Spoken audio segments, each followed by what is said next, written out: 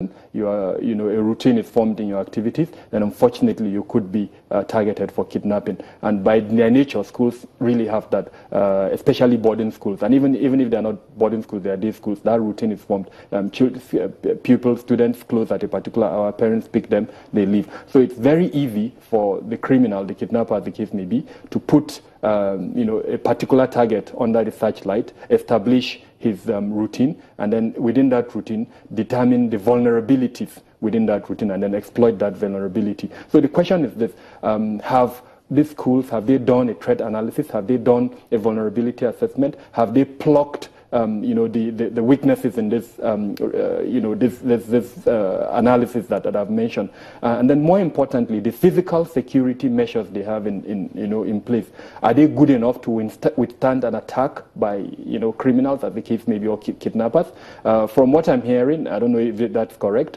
The walls of this particular school were used to gain access to the location. If that is correct, then it means the structure of the wall, unfortunately, was not strong enough to withstand that type of attack. So that's what a vulnerability assessment or a threat analysis would do. That's the beginning step. And then what type of relationship do you have with the security department within the particular location that the school is located? Is there a rapid response mechanism in place? Remember that most times the man guards that we have, the operatives that we have from the private security companies, they are not armed. Yes, they can to a greater extent reduce some of these elements, but then you need to complement it with a rapid response mechanism by the security forces that are armed.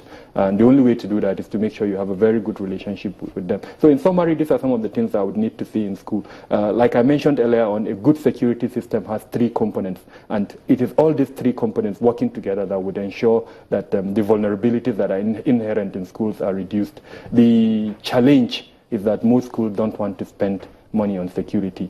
And to be fair to them, I know that sometimes they've spent the money, but because they are not looking at these three components together, they'll probably only spend money on CCTV cameras or on man guards without necessarily looking at the systems that would make sure these two or three work together, to ensure that they give them the adequate protection. So that's where security consultants whose job and responsibility is to provide that kind of advice come in. You don't just go and buy CCTV cameras because you want to buy them. What purpose are you putting them in place? What use would they go to achieve? So bottom line, we should take security seriously. We should invite experts to assist us in making sure that the system we have in place is commensurate to the threat that is existing in the environment where we're operating.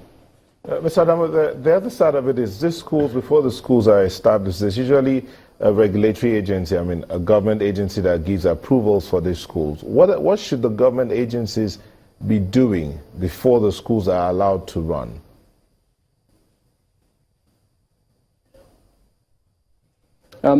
I think there should be minimum standards of security. I've been around the world and I've seen most countries do have that.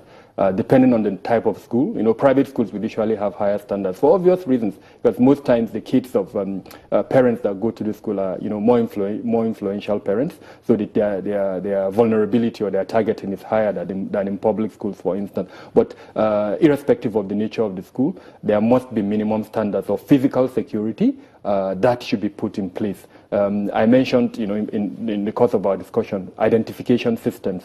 Who do we allow access to the location? It's very important. We should never forget the fact that criminals do have a cycle before they carry out an attack. And the most important element of that cycle is the surveillance that they conduct. Now, the person selling orange in the school, have we bothered to find out who he or her background is? Is she there as an informant for these criminals, or is she actually there to sell oranges? The operative, working for the security company, have we done any background check to make sure that he doesn't have that tendency? Remember, because of the way the amount of money we pay these operatives, unfortunately, they live in the same environment by these criminals. They are lowly paid. They can't afford to live in, the big city, so they go to, the remote areas where, unfortunately, most of these criminals also stay. And so it's very easy for these criminals to approach them, sometimes innocently or, actively, and then they supply information to them. So those are things we need to look at closely, and the regulatory departments should, in coming up with these minimum standards, assist schools to ensure that they identify these weaknesses and vulnerabilities. And then, of course, in the implementation of that, that's where private experts need to come in to assist the schools in ensuring that whatever minimum standards have been provided by the regulatory departments, the implementation is done correctly. Okay, besides the regulator and the proprietors or the owners of the schools, at what age should the child be educated, and what kind of education would you give a child in terms of security? I mean, we just heard the news of a 7-year-old detonating bombs yesterday in University of Maiduguri. So at what age should the child begin to receive some level of education as regards security?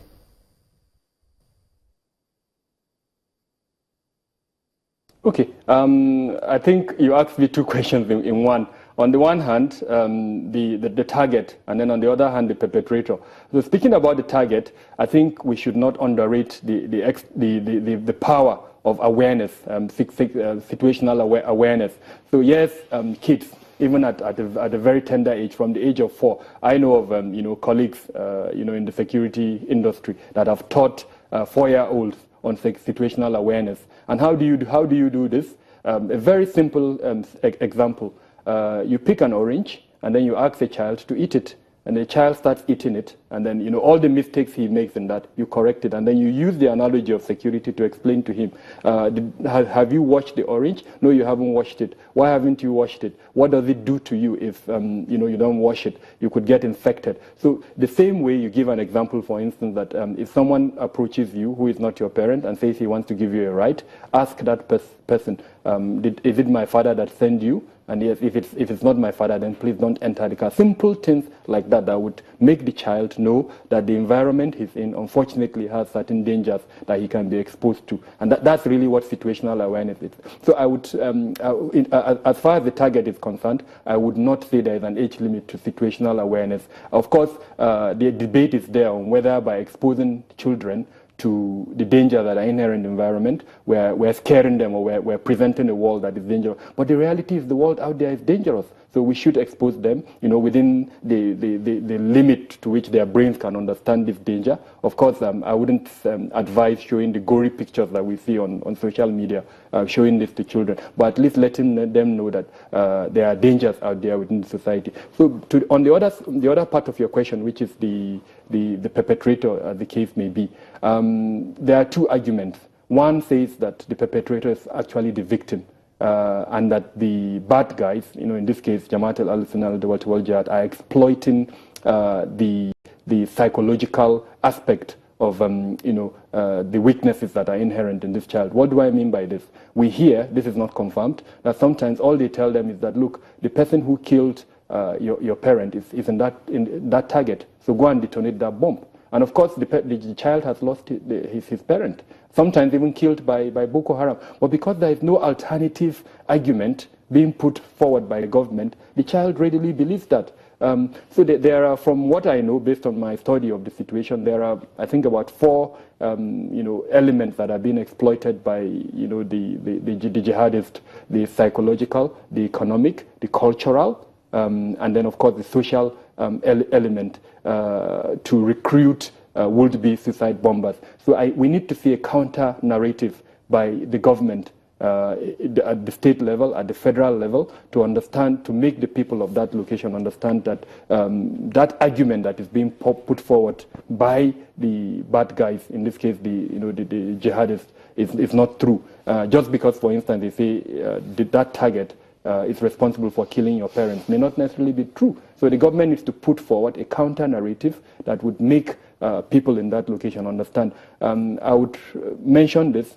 Not too long ago, some civil society organizations, all of them international, about 4 of them, did a study on the reasons for recruitment in the Northeast. And it will shock us. The number 1 reason that was proved by that research is that it is the attitude of the security forces.